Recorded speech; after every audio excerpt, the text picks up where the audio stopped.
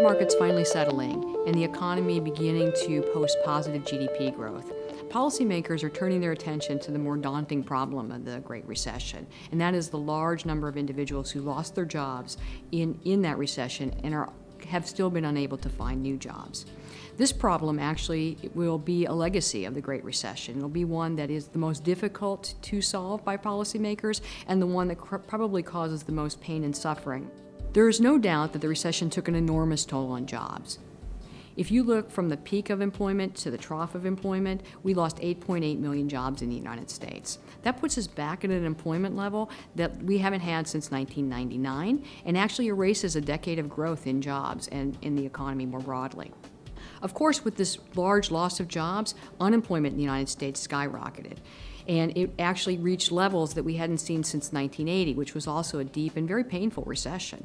If I add to that number, though, that broke through 10%, if I add to that number the number of discouraged workers, those who simply left the labor force altogether and stopped looking because they thought their prospects were so poor, if I add those workers back in, then we have unemployment rates and discouraged worker rates that we didn't even see in the 1980s recession. And in fact, you'd have to go back closer to the Great Depression to see this kind of pain and suffering in the U.S. economy.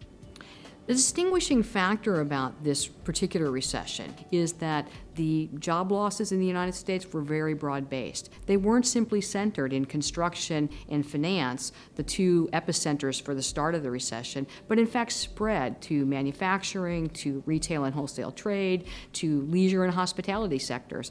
Importantly, even to professional and business services, which have for the last 2 decades felt somewhat immune to cuts in the U.S. economy and declines in growth. Another distinguishing factor about this recession is that we had a rise in unemployment across the skill distribution.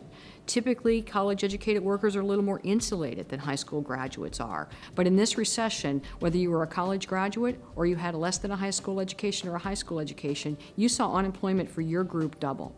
That means that newly minted college graduates who literally have done everything we've asked them in investing in themselves and their schooling and taken on careers that they thought would deliver them at least a job, if not a job with growth in income that they'd come to expect and seen their parents obtain, those individuals were also unemployed, and in fact are unemployed in record numbers. We can't find a place in history where we've had college graduates coming out and not being able to find jobs at the levels that they are today.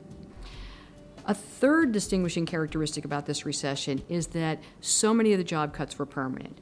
It is always the case, don't get me wrong, that when we have a decline in the economy, most job cuts are permanent. About 65%, sometimes 75% of job cuts are permanent. But what is distinguishing about this particular recession is that something closer to 85% of all job cuts were severing the employment relationship on a permanent basis, and in many cases, if you look beneath those data, severing careers on a permanent basis. So it's not just that I lose my job with an employer, it's that I lose my career in construction or finance or maybe in a manufacturing sector or potentially even in the high-tech or other sectors. So you're severing permanently your relationship with an employer and you're severing permanently your relationship with a career in many cases. The final distinguishing characteristic, and the one that really, I think, creates a considerable amount of pain and frustration among policymakers faced with fixing it, is the record high long-term unemployment. So we're facing a problem now that nearly 50%, half, of all workers who are unemployed have been unemployed for 27 weeks or more. So if you wake up in the morning and listen to the radio or read the newspaper, you're not hearing people say, I have 2 to 3 months of unemployment. They're saying I have 2 to 3 years of unemployment. When you're out of the labor force for 2 to 3 years, your skills start to depreciate. You start to wonder, when will I ever get employed again and how will I get employed?